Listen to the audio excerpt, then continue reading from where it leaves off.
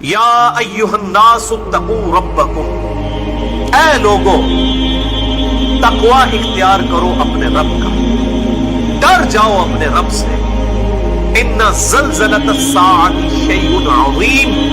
بے شک الساعہ قیامت کے دن کا زلزلہ یہ بہت ہی بڑی سخت چیز غالب ہونے والی ہے۔ ڈر جاؤ مراد کیا کہ اس دن کے آنے سے پہلے accountability of the day of judgment, قیامت کے دن جو جواب دہی اللہ کے حضور ہونی ہے، اس کی تیاری کرنا شروع کرو۔ خدا کو سیریس لے لو، اللہ کو سیریس لے لو، اپنے گاڈ کو، اپنے پیدا کرنے والے کریٹر کو سیریس لے لو۔ اے لوگو ڈر جاؤ اس رب سے جس کے حضور تمہاری پیشی ہونے والی ہے۔ ان زلزلۃ الساعۃ شیء عظیم، بے شک الساعہ قیامت کے دن کا جو شروع والا حصہ ہے، الساعہ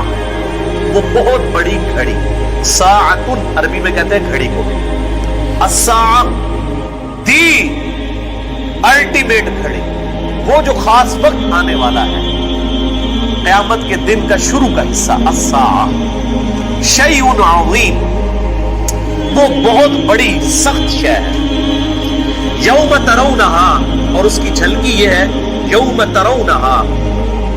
اس دن تم دیکھو گے، تذہل کل مرضعۃ ام ارضعت، کہ ہر دودھ پلانے والی اپنے اس بچے سے بھی غافل ہو جائے گی جس کو وہ دودھ پلا رہی ہے۔ یعنی جب قیامت قائم ہونا شروع ہوگی، الساعہ کی گھڑی آئے گی، دنیا میں ظاہر ہے کروڑوں اربوں لوگ اس وقت بھی آباد ہوں گے۔ اس وقت اگر کوئی ایسی عورت ہے کہ جس کے ہاتھ میں بچہ ہے اور وہ اپنے بچے کو دودھ پلا رہی ہے، تو ایسی ہیبت طاری ہوگی قیامت کے دن کی اللہ تعالیٰ کی طرف سے کہ وہ اپنے دودھ پلانے والے بچے کو بھول جائے گی، اسے اپنی جان کی فکر پڑ جائے گی۔ وَتَضَعُ كُلُّ ذَاتِ حَمْلٍ حَمْلَهَا، اور ہر حاملہ اپنے حمل کو بھی گرا دے گی، یعنی اسے ہوش ہی نہیں رہے گی۔ ایسی غم کی کیفیت طاری ہوگی کہ اگر کوئی پریگنٹ ہے، چاہے کوئی عورت ہے، چاہے کوئی بھی جاندار ہے، جانداروں میں سے بھی،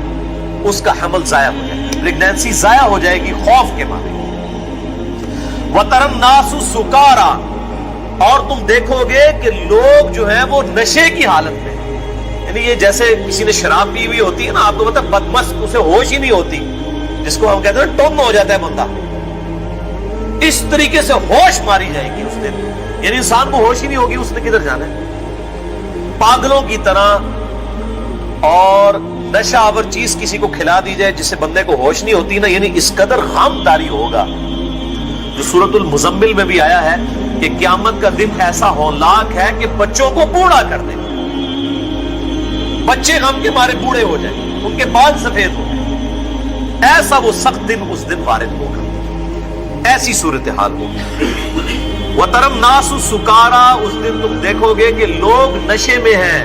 وَمَا هُمْ بِسُكَارَىٰ، لیکن وہ نشے میں نہیں ہوں گے، وَلَٰكِنَّ عَذَابَ اللَّهِ شَدِيدٌ، لیکن اصل بات یہ ہوگی کہ اللہ کا عذاب بہت شدید، مت ماری جائے گی لوگوں، اس عذاب کی وجہ سے ایسی افراتفری پھیل جائے گی قیامت کے دن کہ دودھ پلانے والی عورت اپنے بچے کو بھی بھول جائے گی، اور اگر کوئی پریگنٹ ہے تو اس کا حمل ضائع ہو جائے گا، اور لوگ نشے کی حالت میں ہوں گے، لگ رہا ہوگا کہ نشے کی حالت میں ہے، لیکن وہ نشے کی حالت میں نہیں ہوں گے، بلکہ اللہ تعالیٰ کے عذاب کی سختی کی وجہ سے ان کو لگے گا جیسے کہ اگر کوئی آبزرو کرنے والا آبزرو کر سکے تو یوں لگے گا جیسے کہ یہ نشے کی حالت میں، ہوش ہی نہیں ہوگی اپنی۔ اللہم اجرنا من النار، اللہم اجرنا من النار، اللہم اجرنا من النار۔ اللہ تعالیٰ اس سخت دن کی سختی سے بچائے۔ تو یہ تو آغاز ہوگا اس سختی کا، اس کے بعد یہ سب کے سب لوگ، پھر ایسا سور پھونکا جائے گا جس کی وجہ سے سب کے سب لوگ بے ہوش ہو جائیں گے، حتیٰ کہ لوگوں پر موت وارد ہو جائے گی، پھر دوبارہ سور پھونکا جائے گا، پھر لوگ دوبارہ سے زندہ ہوں گے، اور پھر قیامت کے دن کا الٹیمیٹ فیصلہ جو ہے وہ عدل و انصاف کے ساتھ کیا جائے گا۔ لیکن یہ جو سٹارٹ والا معاملہ ہے، الساعہ، the biggest event، بہت بڑی گھڑی، الٹیمیٹ گھڑی، یہ اس کا ذکر ہے سورۃ الحج کی پہلی 2 آیات میں۔ اس کانٹیکسٹ میں احادیث بہت زیادہ ہیں، اگر ان کو بیان کیا جائے تو کافی ٹائم ریکوائرڈ ہے، البتہ 2 احادیث بڑی اہم ہیں اسی کانٹیکسٹ میں وہ یہاں پر بیان کر دیتا ہوں، اور دونوں احادیث صحیح مسلم کے اندر موجود ہیں۔ پہلی حدیث صحیح مسلم میں ہے انٹرنیشنل نمبر کے مطابق 375 نمبر 375، کہ آپ صلی اللہ علیہ وآلہ وسلم نے ارشاد فرمایا قیامت اس وقت تک قائم نہیں ہوگی جب تک اس روئے ارض پر ایک شخص بھی ایسا موجود ہے جو اللہ اللہ کرنے والا ہے، یعنی اللہ کو پکارنے والا ہے، اللہ کی یاد کرنے والا ہے۔ اگر ایک شخص بھی ایسا دنیا میں موجود ہوا جو اللہ کو یاد کرنے والا ہے، اللہ میں بلیو کرنے والا ہے، گاڈ کو ماننے والا ہے، تو قیامت قائم نہیں ہوگی۔ دوسری حدیث بھی صحیح مسلم میں ہے انٹرنیشنل نمبر کے مطابق 7299، کہ آپ صلی اللہ علیہ وسلم نے ارشاد فرمایا دن اور رات اس وقت تک ختم نہیں ہوں گے، یعنی قیامت اس وقت تک قائم نہیں ہوگی جب تک کہ دوبارہ سے لات اور عزا بتوں کی پرستی شروع نہ ہو جائے۔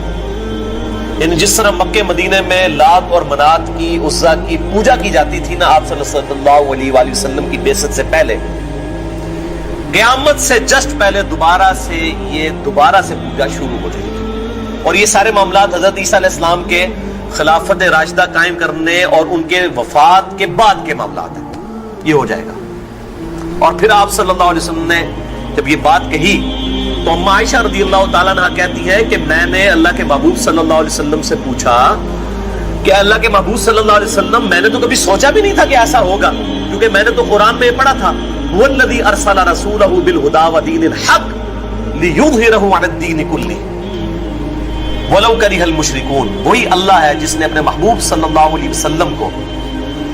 دین حق کے ساتھ مبعوث کیا، قرآن کے ساتھ مبعوث کیا، الہدا کے ساتھ، تاکہ اس دین کو سارے ادیان پر غالب کر دے، چاہے کافر اس کا برا مان جائے۔ تو اس آیت کے تحت تو میں سمجھتی تھی کہ یہ دین تو ہمیشہ کے لیے غالب ہو جائے گا۔ آپ صلی اللہ علیہ وسلم نے ارشاد فرمایا کہ دین غالب ہوگا، لیکن جیسا اللہ تعالیٰ چاہے گا، جتنی دیر کے لیے چاہے گا، لیکن الٹیمیٹلی یہی معاملات ہونے والے ہیں۔ پھر آپ صلی اللہ علیہ وسلم نے فرمایا کہ قرب قیامت سے پہلے ایک خوشبودار ہوا چلے گی، پوری دنیا میں جہاں کہیں بھی مسلمان موجود ہوں گے، اور کوئی ایسا مسلمان ہوگا کہ جس کے دل میں رائی کے دانے کے برابر بھی ایمان ہوگا،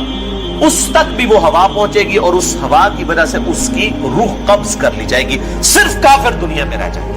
اب وہ جو حدیث تھی نا کہ جب تک دنیا میں ایک بھی اللہ اللہ کہنے والا ہے، اس کی ایکسپلینیشن یہاں پر ہو گئی کہ اس سے مراد تھا مسلمان، ورنہ اللہ اللہ تو کافر بھی کہہ رہا ہوتا ہے کسی نہ کسی درجے میں، اس سے مراد مسلمان، اللہ کو ماننے والا۔ ہوا چلے گی اور سب کی روح قبض کر لی جائے گی، اور پھر صرف دنیا میں کافر رہ جائیں گے، اور انہی پر قیامت قائم۔